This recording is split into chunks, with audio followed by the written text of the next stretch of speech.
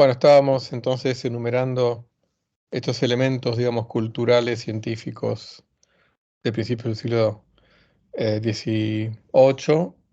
En este caso, bueno, según Stephen Toulmin, en este caso, 6 elementos asociados al mundo material, ¿no? El último que habíamos visto, la inconsciencia de las cosas, ¿ok? El quinto elemento, eh, que tiene que ver con la creación, ¿no? Que en el momento de la creación Dios combinó los objetos naturales en sistemas estables y jerárquicos de cosas superiores e inferiores, em, que también es otra de las visiones, digamos. O sea, pues al fin y al cabo, por más que estamos en esta época del naciente iluminismo, revolución científica, em, esta era post-renacentista del hombre este, como centro eh, para estudiar, como centro del universo en algún sentido, pero digamos, sin perder de vista la finitud del hombre. Entonces, el hombre está como, esta visión de que el hombre está un poco a mitad de camino entre la omnipotencia de Dios y la completa pasividad y dependencia del mundo puramente natural, material. Entonces, em, ser consciente, digamos, el ser humano en el siglo XVIII era consciente de esta lucha del hombre entre la voluntad y la necesidad, entre la libertad y el determinismo. Eh,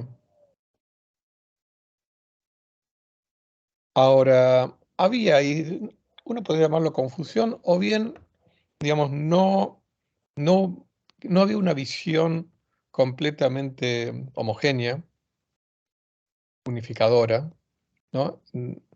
En cuanto al resto de los seres vivos. O sea, porque por más que no se pensara que no sé, que un león tenga conciencia, pero sí, eh, aunque no fuera consciente, pero la noción de actividad, ¿no? O sea, un ser vivo, por ejemplo, un mamífero, quizá es más difícil aplicarlo a una planta o a un gusano, aunque uno también lo podría aplicar, pero digamos, a un mamífero no humano, eh, asignarle algún comportamiento, aunque sea parcialmente activo, o que se escape parcialmente al determinismo.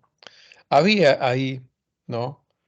Am, Porque al fin y al cabo, digamos, no era que, ya en el siglo XVIII no era que todo el mundo, o todo filósofo era filósofo natural, como en la antigüedad, o, digamos, que todo filósofo natural fuera, además de físico, biólogo. Entonces, estaban los nacientes campos de la biología, no de la química, pero bueno, hay una transición entre la alquimia y la química, que ya vimos que había empezado ya a dar pasos firmes con Robert Boyle y demás.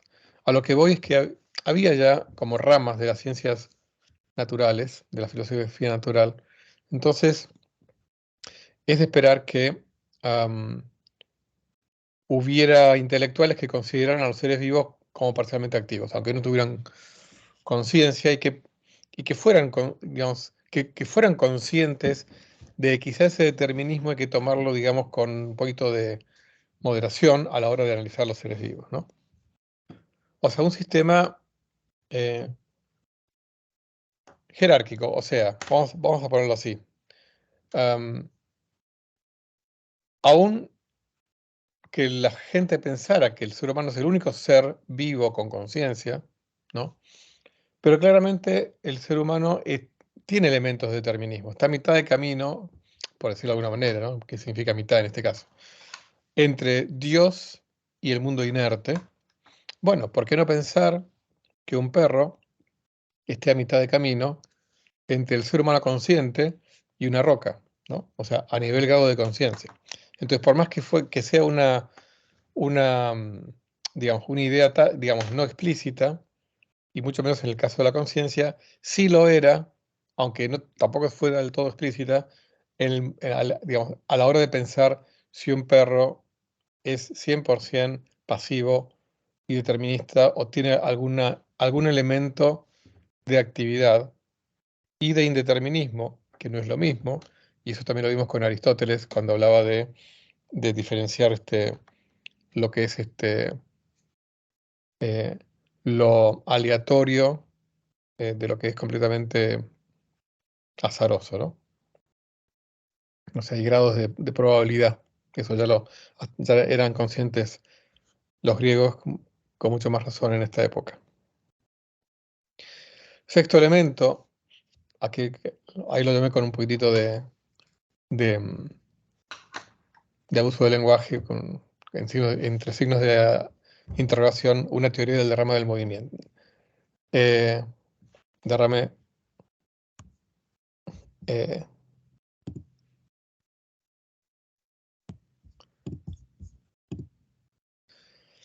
eh, y acá un poco relacionado con el punto anterior, ¿no? O sea, con esta especie de actividad parcial del mundo natural no humano. Entonces, eh, la acción eh, puede fluir, ¿m? En distintos estamentos y jerarquías, ¿m? Así como el movimiento, ¿no? En naturaleza aristotélica fluye hacia abajo, acá ya digamos eh, ya eso ya no se consideraba así desde la Revolución Newtoniana, pero sí digamos que la, el grado de actividad puede fluir de las criaturas superiores a las inferiores. Entonces, eh, que haya un gradualismo en la actividad. ¿M?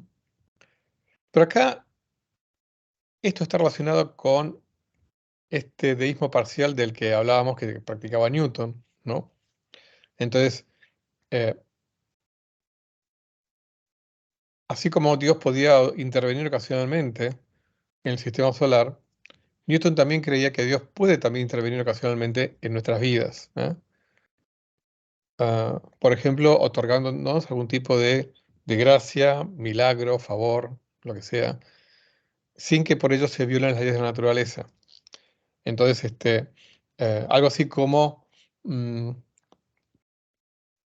abusando un poco del lenguaje, obrar milagros compatibles con las leyes de la naturaleza. Ahora, alguien que crea esto, evidentemente es alguien que cree que la naturaleza puede ser lo suficientemente compleja, ¿no? Y acá ya nos metemos en un análisis anacrónico. ¿M? La naturaleza es lo suficientemente compleja como para que pueda ocasionalmente ocurrir sucesos altísimamente improbables a los cuales podamos llamar milagros y sin embargo ser compatibles con las leyes de la naturaleza. Entonces, por ejemplo, y esto un poco siguiendo con este paréntesis anacrónico, el segundo principio de la termodinámica que me dice que la entropía siempre aumenta. Em, Sabemos que esto es una ley estadística. Sabemos que microscópicamente, digamos, hay una probabilidad, por ejemplo, que de un montón de pedacitos de vidrio en el piso, de repente las moléculas del piso se muevan en forma orquestada para darle a cada pedacito de vidrio una cantidad de impulso tal que los haga mover por el piso, se unan entre sí, formen un vaso, ese vaso de vidrio se eleve, o sea, gane una energía cinética macroscópica, de la forma de una velocidad ascendente, eh, producto de todas estas pequeñas energías cinéticas de cada una de las partículas de las moléculas del piso que fueron otorgadas a los pedacitos de vidrio, y el vaso termine posado arriba de la mesa. O sea, el proceso inverso de un vaso que se cae de la mesa y al llegar al piso se rompe en muchos pedazos y esos pedazos a su vez terminan transmitiéndole energía cinética en la forma de calor al piso, ¿no?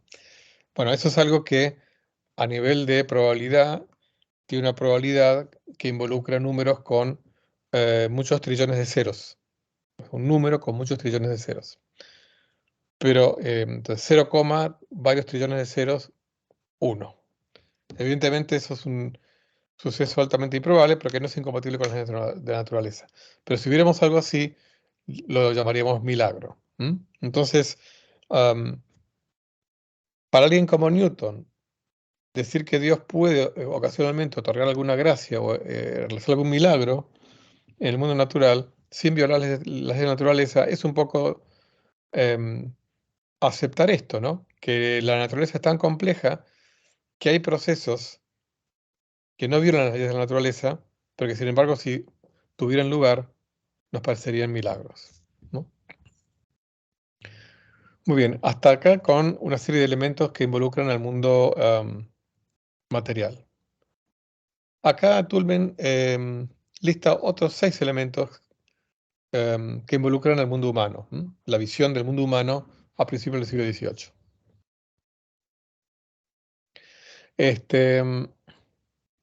Bueno, por supuesto, acá un poco siguiendo a Aristóteles, pero ya en forma más extensa, el aspecto fundamental que distingue al ser humano del resto de los seres vivos es su capacidad, es su pensamiento racional, que está relacionado a su actuar. Aunque no es exactamente lo mismo, pero bueno, em, uno podría pensar en un libre albedrío irracional, por supuesto que sí. Pero bueno, sería un libre albedrío posiblemente de corta duración. O sea, uno se imagina seres libres, completamente irracionales, difícilmente pudieran formar una sociedad, por ejemplo, ¿no? Y en particular, difícilmente podrían sobrevivir en la naturaleza. Hasta uno podría conjeturar que la teoría de la selección natural de Darwin, aplicada a una sociedad de seres libres y racionales, actuaría rápidamente y los extinguiría. Pero bueno, por supuesto, todo eso es materia de debate. Volviendo a este elemento, digamos, la idea del ser humano, de que el ser humano es libre, pero por ende es responsable.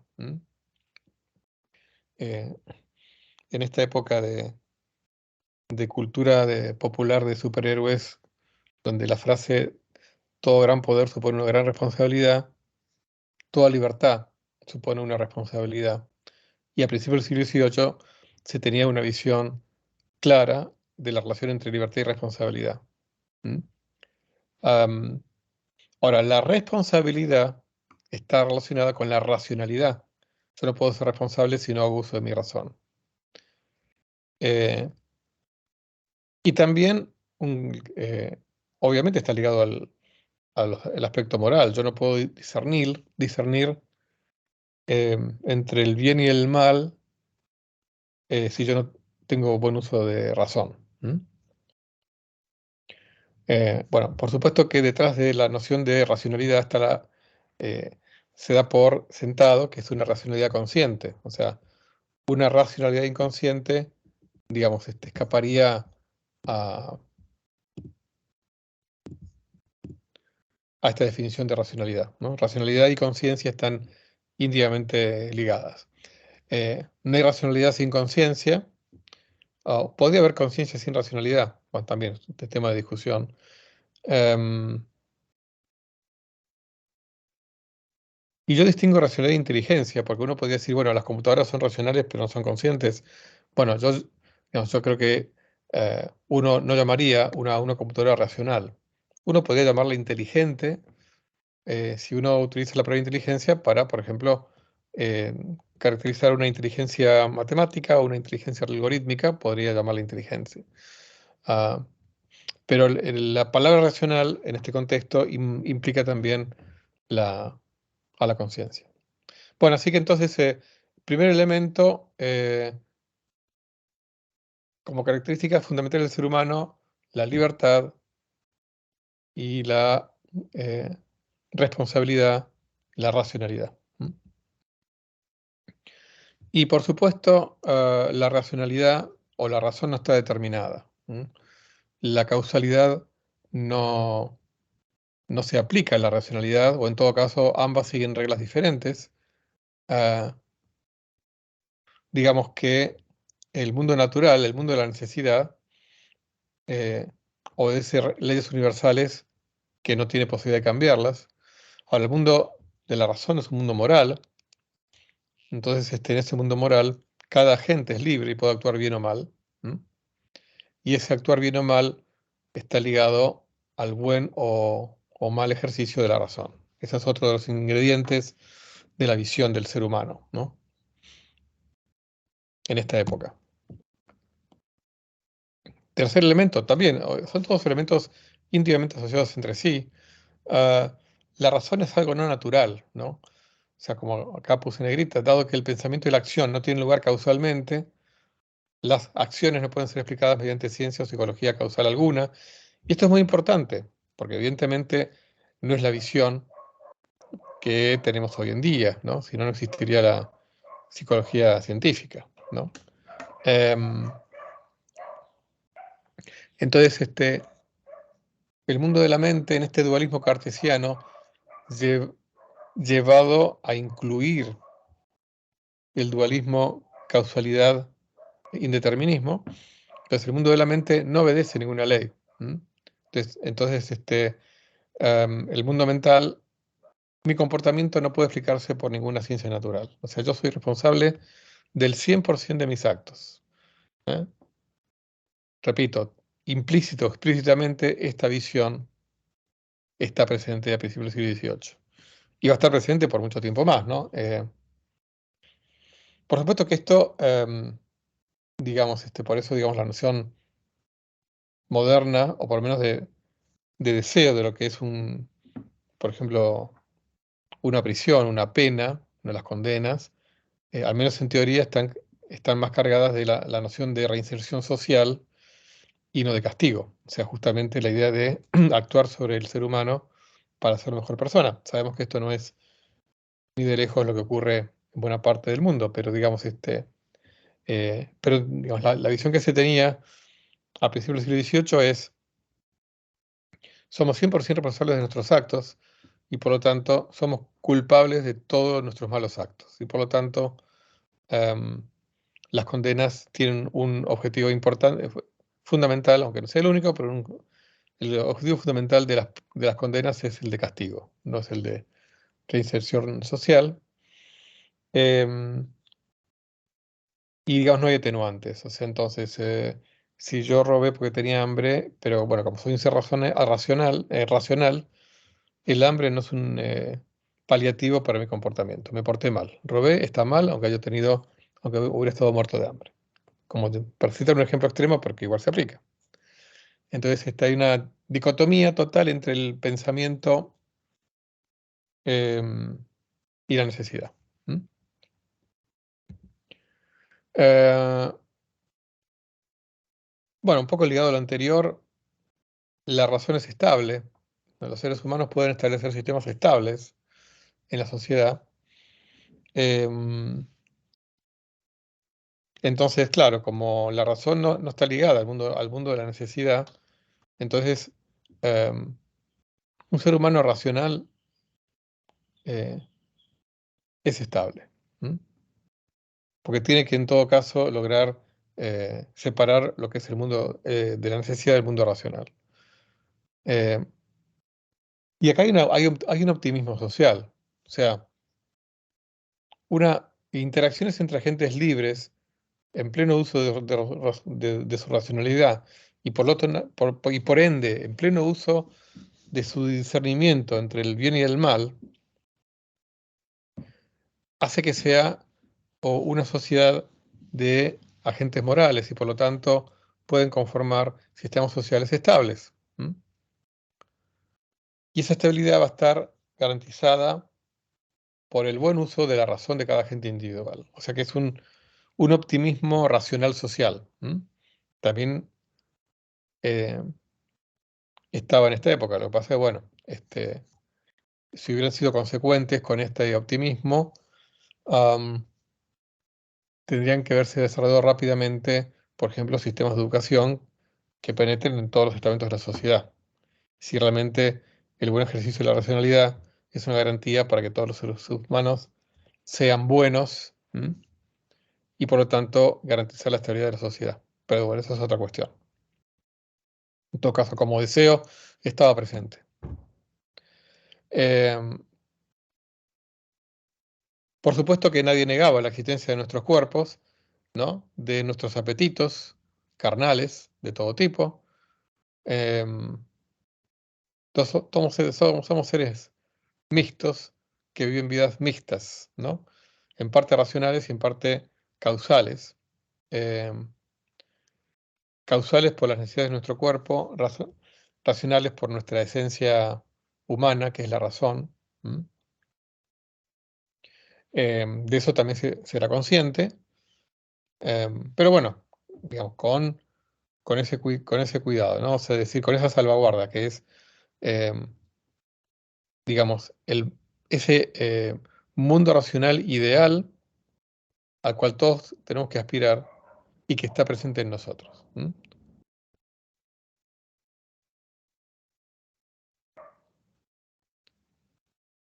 Entonces, asociado con todos los puntos anteriores, este ideal de despojarnos lo más posible de nuestras emociones, como para acceder a un estado lo más puramente racional de nuestras vidas, ¿eh? Porque las emociones frustran eh, nuestra actividad racional. Entonces hay que alentar la razón humana. El tema es cómo alentamos la razón humana, ¿no? O sea, eh, o con nuestra visión actual diríamos que mm, una de las varios elementos para alentar la razón es satisfacer las necesidades básicas, ¿no?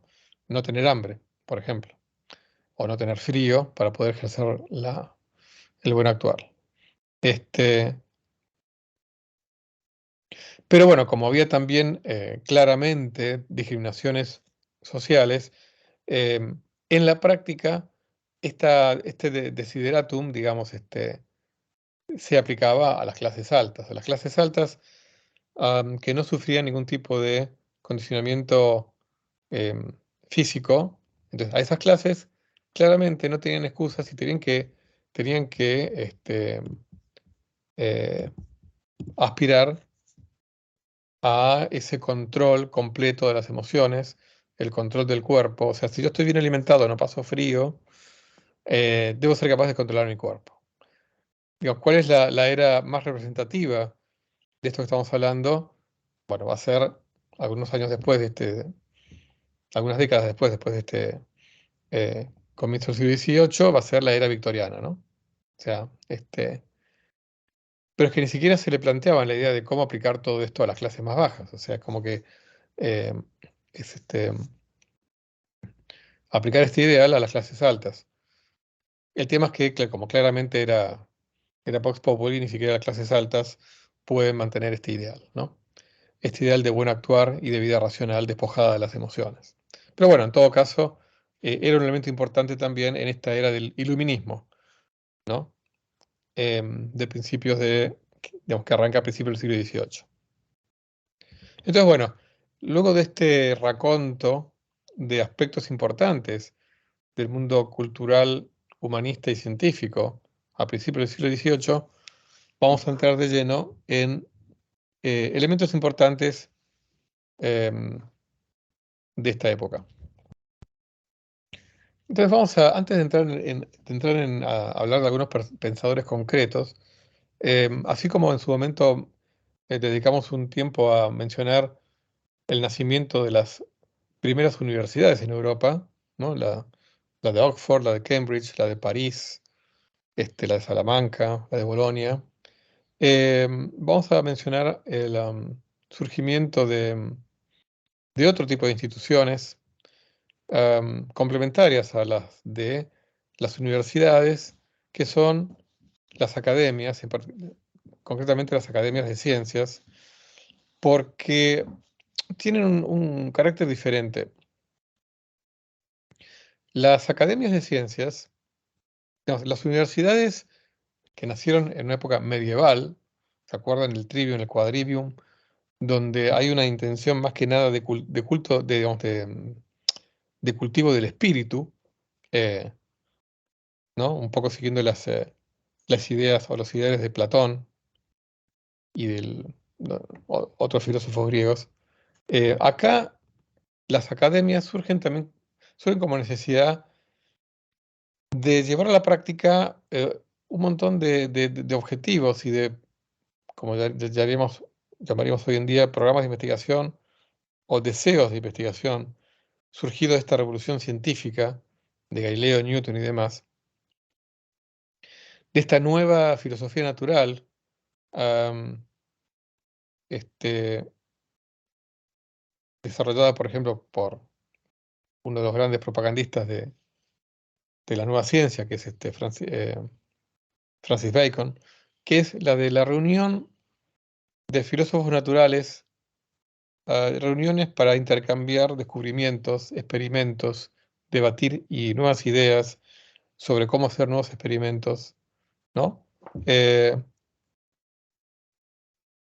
eso trascendía la actividad estrictamente académica de las universidades, ¿eh? Digamos, lo que es estudiar filosofía, matemática, geometría. Acá, estas academias van a surgir como centros de reuniones concretas, ¿no? De personas que están haciendo actividades y quieren compartirlas. Actividades científicas.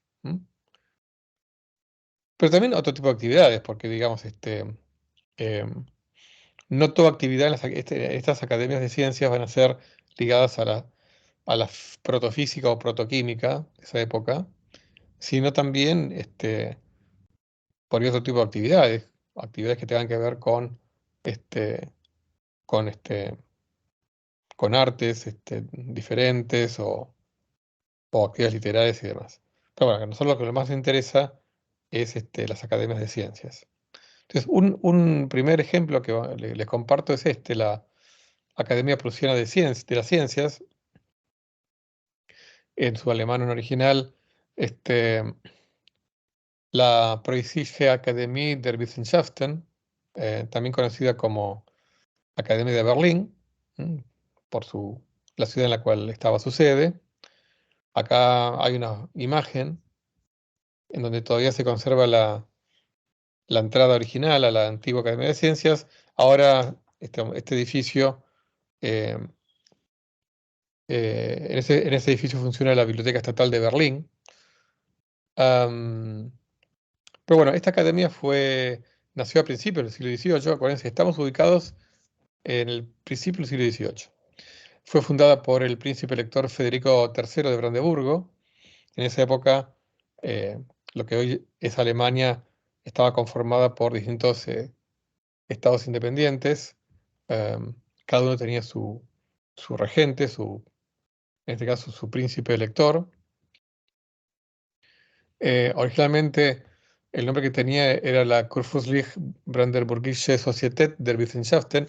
Wissenschaften digamos, en alemán significa ciencias. Wissen tiene que ver con conocimiento.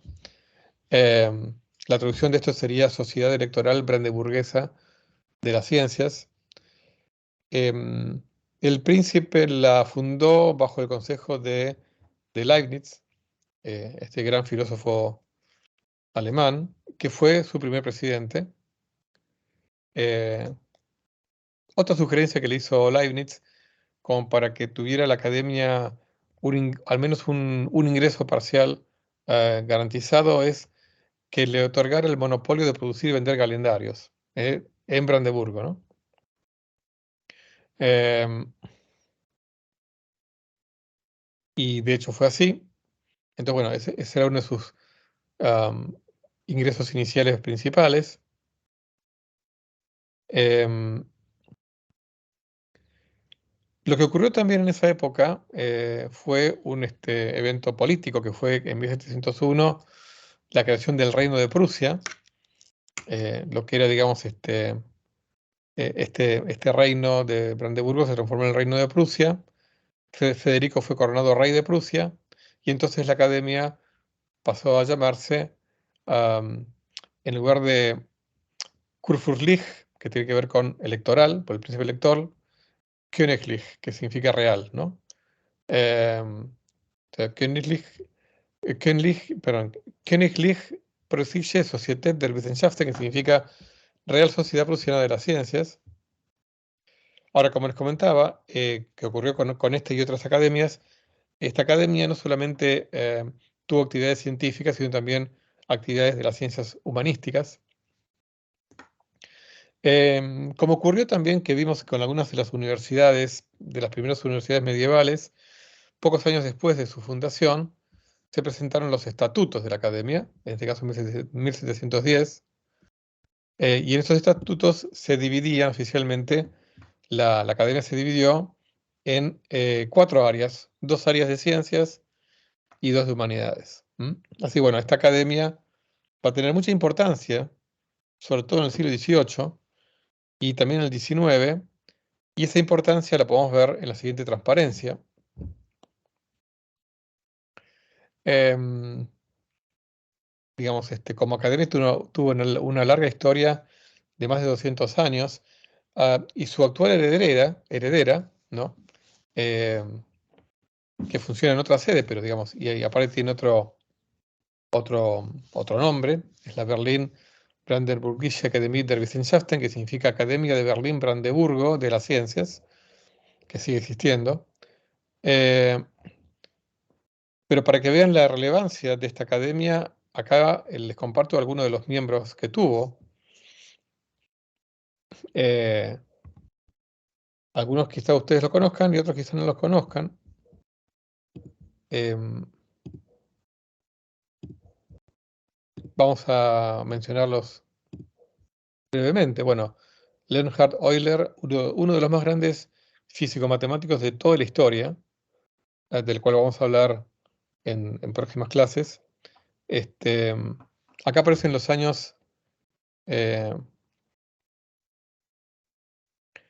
en los cuales digamos, pasaron a ser miembros plenos de la academia, ¿no? Bueno, Montesquieu, quizá varios de ustedes lo conozcan, este gran filósofo político, eh,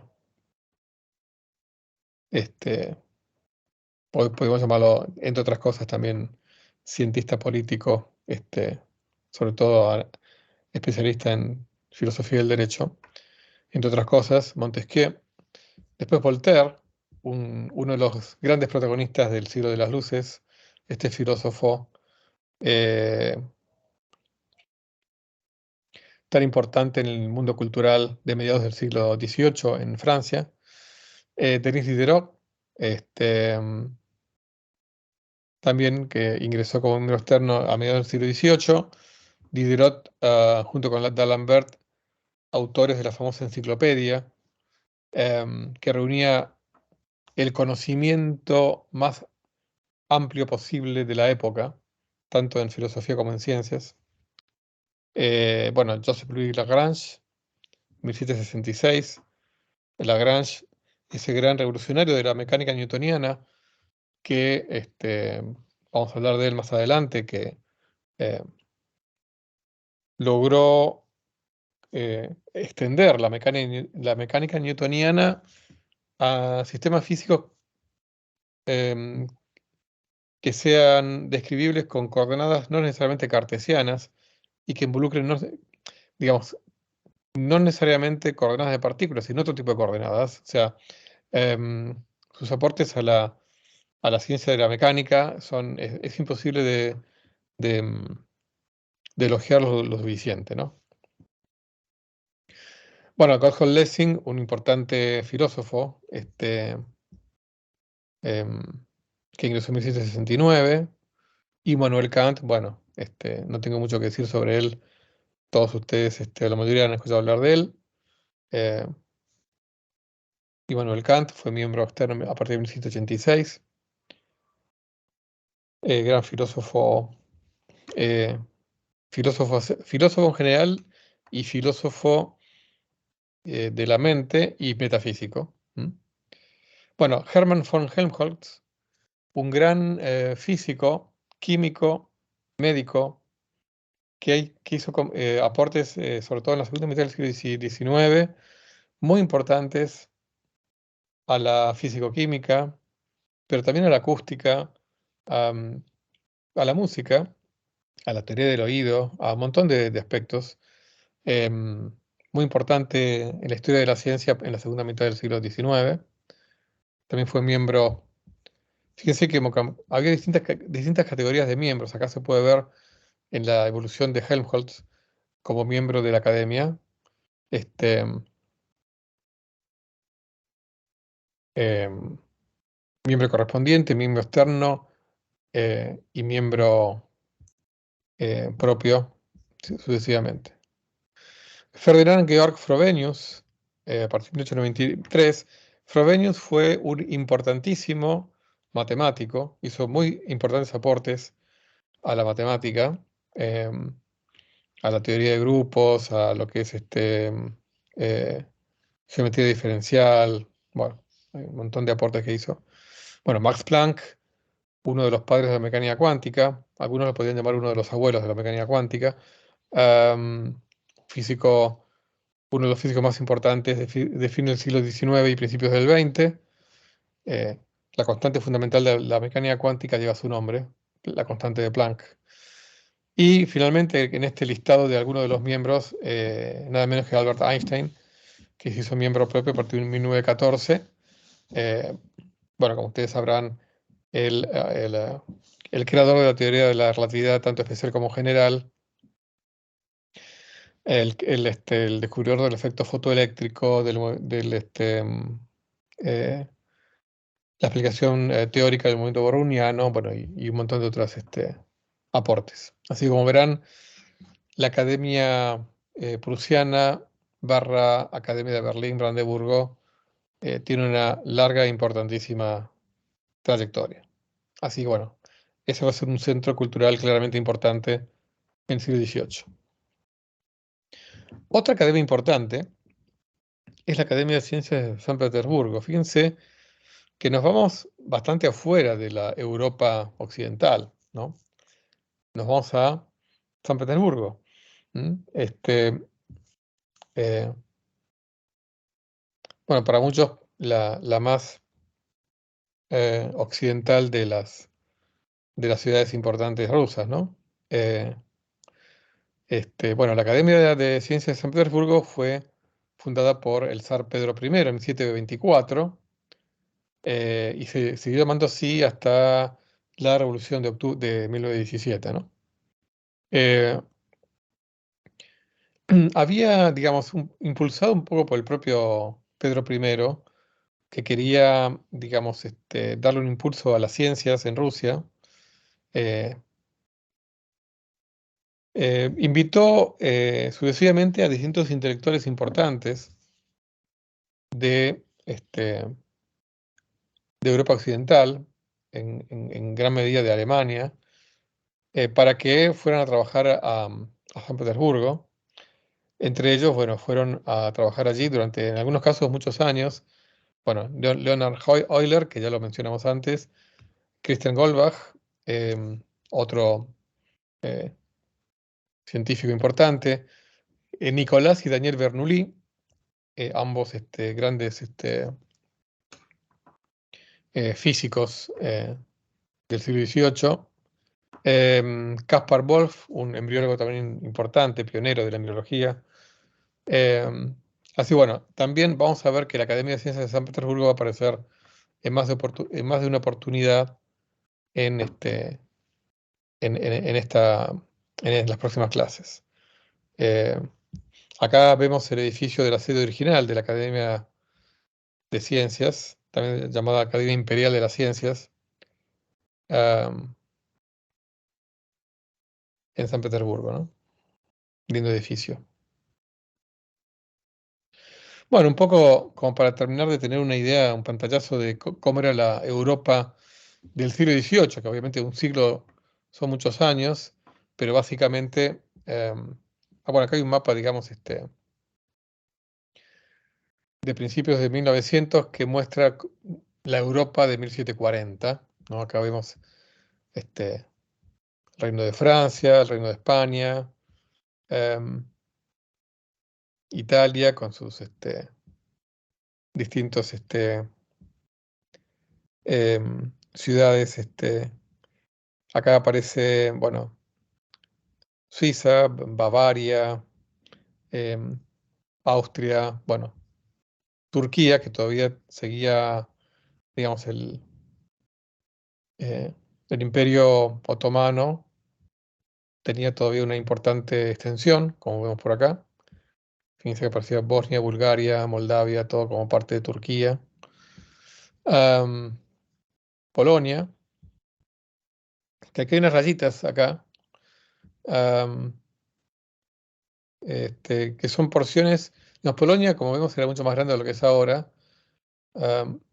Estas porciones, esta porción, por ejemplo, está acá entre esta rayita amarilla hacia el este o hacia el noreste, luego fue anexada por Rusia, entre comillas adquirida.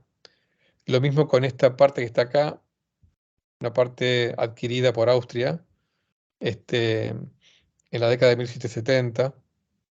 Este, y bueno, acá aparece Jutlandia, que parte de lo que es ahora de Dinamarca y demás. Bueno, acá, para tener un poquito de una idea de cómo era, fíjense, Alemania en comparación a Austria, a nivel político, es mucho más chiquita, ¿no? Lo que vamos a narrar ocurre fundamentalmente en Inglaterra, Francia, Alemania, en menor medida en Italia y en Rusia. Pero fundamentalmente en Inglaterra, Francia y en Alemania va a ocurrir casi todos los hechos importantes a nivel científico de los siglos XVIII y XIX. Perdón, y también tengo que incluir a Austria, si incluyo el siglo XIX. Bueno, acá hay otro mapa también, con otro tipo de detalle, digamos, de nombres, ¿no? O sea, el Reino de España, el Reino de Francia, el Reino de Hungría, el Imperio Otomano. Acá están más detallados los reinos que conformaban la península itálica, este, Reino de Nápoles, el Reino de las dos Sicilias, eh, el Reino de Polonia. Eh, lo que acá, digamos, en una época del siglo XVIII era Austria, en otra época va a ser el Reino de Hungría. Lo que pasa es que luego el Reino de Hungría, junto con Austria, van a conformar más adelante el Imperio Austrohúngaro. Bueno, pero no quiero mezclar tampoco épocas, ¿no? La Alemania detallada en sus reinos o principados, en Sajonia, Brandeburgo, etcétera. Muy bien. Eh, Esto como para tener un poquito un pantallazo de la situación. Así vamos a ver cómo estamos. Bien. Bueno, vamos a hacer una cosa, porque ahora vamos a, em, vamos a dedicarle un buen rato a Euler, porque realmente las contribuciones que hizo Euler a distintas disciplinas científicas fueron formidables. Entonces este es un buen punto para parar aquí y seguimos en la próxima.